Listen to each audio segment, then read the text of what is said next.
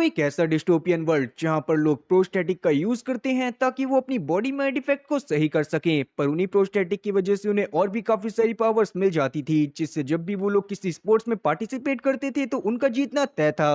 और उसी वर्ल्ड में हम लोग दो बहनों को देखते हैं जिसमें से एक का पैर नकली था और उसी कारण से वो हर स्पोर्ट में बहुत अच्छा परफॉर्म करा करती थी, जिससे उसकी पहली वाली सिस्टर बहुत ज्यादा जलती थी। तो कहानी की शुरुआत में हम लोग एक आदमी को देखते हैं जो कि बैंक में जाकर अपने लॉकर रूम में जाने की डिमांड कर रहा था, पर वहां पर जाने से पहले उसकी एक कड़ी चेकिंग होने वाली थी, जिस दौरान सिक्योरिटी गार्ड के सामने आता है कि उस आदमी का एक हाथ टाइटेनियम का था।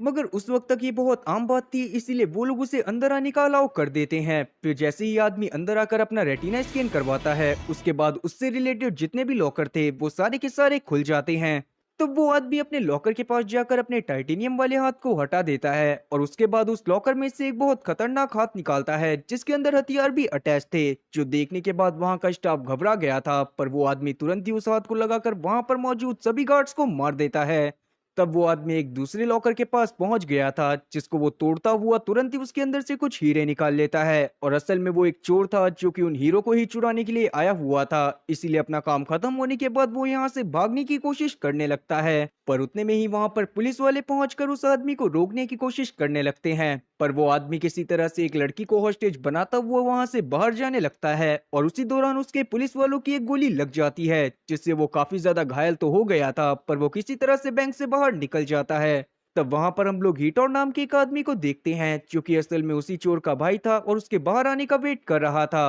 अब जैसे ही वो चोर की इस हालत को देखता है तो वो तुरंत ही उसके पास जाकर उसे संभालने की कोशिश करने लगता है। मगर अब तक चोर भी इस बात को समझ गया था कि वो अपने जख्मों के कारण अब जिंदा नहीं बच सकता, इसीलिए वो हीटर को वो हीरे देते हुए वहां से भगा देता है। तब वहां से सीन शिफ्ट होकर एक मारिया नाम की लड़की पर आता है जो कि एक लॉन्ग जंप कंपटीशन को देखने के लिए आई हुई थी। तब वो अपनी नरेशन के थ्रू बताती है कि वो भी बचपन से एक लॉन्ग जंप चैंपियन बनना चाहती थी, क्योंकि उसकी माँ इंटरनेशनल लेवल पर लॉन्ग जंप चैंपियन थी। उनके नक्शे कदम पर चलते हुए वो एक लॉन्ग जंप प्लेयर तो बन गई थी, पर वो एक लॉन्ग जंप चैंपियन अभी तक नहीं बन पाई थी, क्योंकि हर बार ये टाइटल कोई और नहीं बल्कि उसकी ही छोटी सगी बहन ले जाती थी, क्योंकि उसका एक पैर प्रोस्टेटिक था।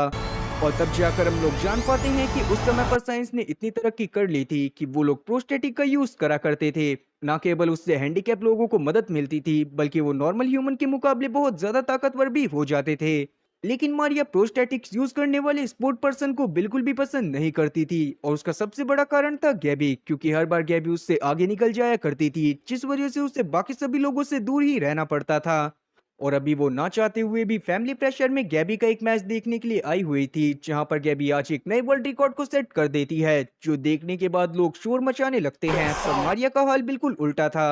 अब वापस से हम लोग उसी चोर की डेड बॉडी को देख पाते हैं जो कि अभी भी बैंक के सामने पड़ी हुई थी, और वहां पर काफी सारे पुलिस वाले भी पहुंच गए थे। अब उस आदमी के बारे में थोड़ी जांच पड़ताल करने के बाद पुलिस को पता चलता है कि उस आदमी का नाम एटिलिया था, जो कि पास्ट में एक बॉक्सर था, पर बायोनिक रेवोल्यूशन के दौरान उसका करियर पूरी तरह से बर्बाद हो गया, क्योंकि उस समय के बाद सभी लोग प्रोस्टेटिक का यूज करने लग गए थे, और लोग भी उन्हीं लोगों की फाइट देखना पसंद करते थे जो कि प्रोस्टेटिक का यूज करते थे। और इसीलिए एटिलिया ने अपने हाथ को भी काट दिया ताकि वहां पर वो प्रोस्टेटिक लगवा पाए, पर जब बाद में पुलिस वालों को पता चला कि उसने जानबूझकर अपने हाथ को काटा है, तो उसके बाद उसे प्रोस्टेटिक लगवाने की परमिशन नहीं दी गई, क्योंकि किसी भी प्रोस्टेटिक का यूज करने से पहले ब्रेन सर्जरी के द्वारा अपने दिमाग में एक चिप को लगवाना पड़ता था, जिसको निम बोला जाता था। तब एटिलिया के दिमाग में मौजूद चिप की जानकारी लेने पर पुलिस को पता चलता है कि असल में वो चिप एक प्लेयर की थी जो कि बहुत पहले ही मारा जा चुका है। इसका मतलब यही था कि एटिलिया ने उसकी बॉडी में से उस चिप को निकाल लिया था और अपने अंदर इम्प्लांट करवा लिया था।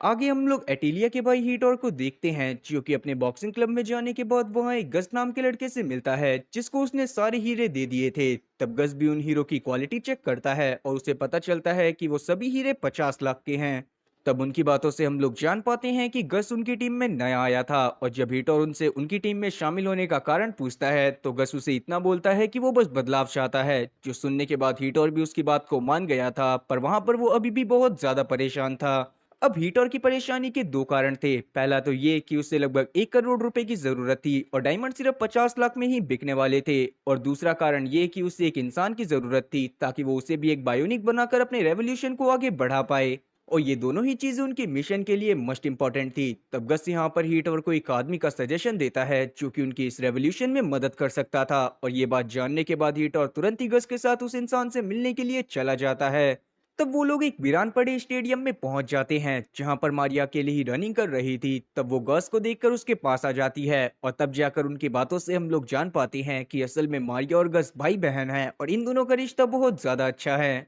तब हम लोग गस के पास्ट सीन को भी देख पाते हैं जहां पर उसकी मॉम के जाने के बाद वो मारिया के काफी ज्यादा क्लोज था, और साथ ही मारिया और गैबी में हमेशा ही कंपटीशन हुआ करता था। पर जहां वो दोनों एथलीट बनना चाहती थी, गस हमेशा मोबाइल में ही घुसा रहता था। तब गस मारिया को अपनी मिशन के बारे में बताना चाहता था, मगर मारिया भी वापस से रनिंग करने के लिए चली जाती है और गस की बात पर ज्यादा ध्यान नहीं देती। और दूसरी तरफ हम लोग बायोना कंपनी को देख पाते हैं जहां पर सारे प्रोस्टेटिक को बनाया जाता था, और अभी वहां पर एक बहुत बड़ी मीटिंग चल रही थी। उस कंपनी के मालिक का नाम था डारियो, और वहां पर हम लोग रिकार्डो को भी देख पाते हैं जो कि असल में मारिया, गैबी और गस के पिता थे। तब उन लोगों की बातों से हम लोग जान पाते हैं कि असल में वो लोग किसी तरह से निम को अपडेट करने वाले हैं जिससे प्रोस्थेटिक की पावर 30% और ज्यादा बढ़ने वाली थी। अब जब वो इस बारे में गैबी की मैनेजर वोंडा को बताते हैं तो वोंडा बहुत ज्यादा खुश होती है, क्योंकि अगर प्रोस्टेटिक की पावर बढ़ने वाली थी तो इसका मतलब यही था कि गैबी आगे चलकर और भी नए वर्ल्ड रिकॉर्ड बना पाएगी। दूसरी तरफ हम लोग मारिया को देखते हैं जो कि जब अपनी रनिंग को खत्म कर लेती है तो वो हीटोर से मिलने के लिए चली जाती है, जहां पर हीटोर से बात करने के बाद उससे ये बात पता चलती है कि असल में हीटोर एक रेवोल्यूशन को लाना चाहता है, और उस रेवोल्यूशन को लाने के लिए हीटोर कुछ ऐसा करने वाला था जिससे बायोना कंपनी आगे चलकर किसी भी बायोनिक को बना ही ना पाए। जो जानने के बाद मारिया काफी ज्यादा शॉक होती है और हीटोर से इन सब का कारण पूछती है। और तब हीटर मारिया को एटिलिया के बारे में बताता है कि जब बायोनिक रेवोल्यूशन नहीं आया था तो उस समय पर एटिलिया अपनी पीक पर था, पर जैसे ही बायोनिक रेवोल्यूशन आ गया और लोगों ने प्रोस्टेटिक का यूज करना चालू कर दिया, तब उसके बाद से एटिलिया का करियर पूरी तरह से बर्बाद हो गया। और तब एटिलिया ने जानबूझकर प्रोस्टेटिक का यूज करना चालू कर दिया, पर तब तक उसे क्रिमिनल करार मिलने की वजह से उसे बॉक्सिंग में बैन कर दिया गया था, और इसी बात का बदला लेने के लिए हीटर ये सब कर रहा है। और ये सब जानने के बाद मारिया भी उसकी मदद करने के लिए मान जाती है, क्योंकि कहीं ना कहीं वो इस बात को बहुत अच्छे से फील कर पाई थी कि एक नॉर्मल ह्यूमन कभी भी उस ह्यूमन से मुकाबला नहीं कर सकते जो कि प्रोस्टेटिक का यूज करते हैं। पर तब हीटर वहां पर उसे बायोनिक बनने की सलाह देता है क्योंकि उसकी जरूरत उसे अपने मिशन में थी, पर अभी के समय पर मारिया उसे मना कर देती है और वहां से चली जाती है।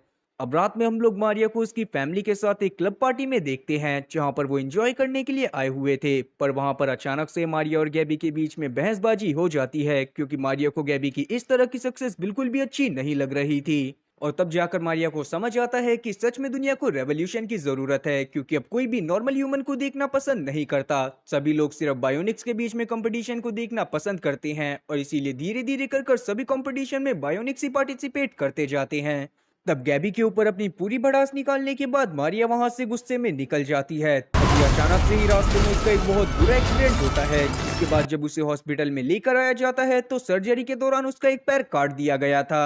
फिर जब होश में आने पर मारिया को इस बारे में पता चलता है तो वो बहुत जोर जोर से रोने लगती है। तब किसी तरह से रिकार्डो और गैबी उसे शांत करवाते हैं और एक इंजेक्शन देते हुए सुला देते हैं। दूसरी तरफ हम लोग पुलिस वालों को हीटर के ग्रुप के बारे में बातें करते हुए देखते हैं जहां पर वो हीटर के ग्रुप को ढूंढना चाहते थे, क्योंकि कहीं ना कहीं हीटर का ग्रुप कुछ लोगों को बायोनिक बनाने के लिए उनके हाथ पैर को काट दिया करता था ताकि जानबूझकर उन्हें बायोनिक बनाया जा सके।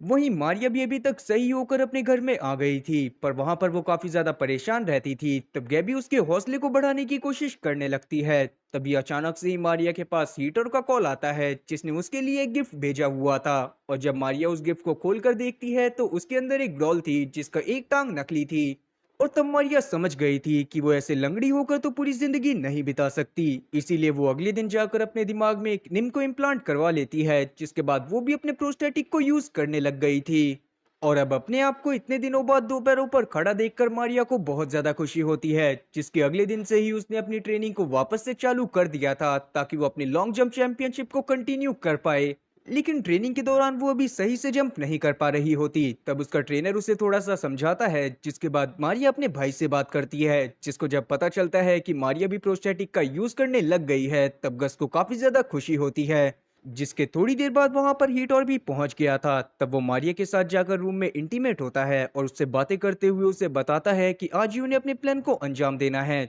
जो बात जानने के बाद मारिया भी इस बात के लिए मान जाती है, पर वो गस को इन सब से दूर रखने को बोलती है। फिर रात के समय में हम लोग बैंक का एक ट्रक देखते हैं जो कि काफी सारा कैश लेकर जा रहा था। तभी अचानक से ही वहां पर मारिया और हीटर पहुंच जाते हैं, जिन्होंने मास्क लगाया हुआ था, और वो तुरंत ही उस ट्रक का एक्सीडेंट करवा देते हैं। और अब जब ट्रक में से गार्ड्स निकल कर आते हैं तो हीटर ने कुछ गार्ड्स को जान से मार भी दिया था, जो देखने के बाद मारिया को बहुत ज्यादा बुरा लगता है। पर अभी